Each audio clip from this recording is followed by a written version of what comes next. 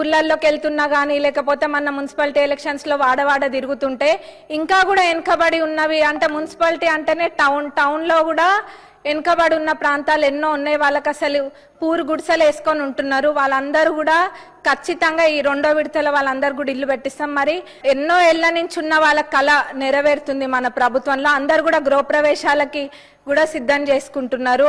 అంటే ఏదో గతంలో లెక్క ఒక్కటి చూపించి 100 మందికి ఆశ పెట్టట్లే. మన ప్రభుత్వంలో ఒక్కొక్క నియోజకవర్గానికి ఆల్రెడీ 3500 ఇల్లు వచ్చినాయి, ఇంకా కూడా రాబోతున్నాయి. ఇదేదో మభ్యపెట్టే కార్యక్రమం కాదు, ఖచ్చితంగా పక్కాగా వస్తున్నాయి. అందరు కట్టుకొని కళ్ళ ముందు కనిపిస్తున్నాయి. గృహప్రవేశాలకు కూడా ఎంతో సంతోషంగా అందరినీ వాళ్ళు ఇన్వైట్ చేస్తున్నారు. అది ఏంటంటే మాటలు చెప్పే ప్రభుత్వం కాదు మనది, చేతలాల్లో చేసి చూపించే ప్రభుత్వం.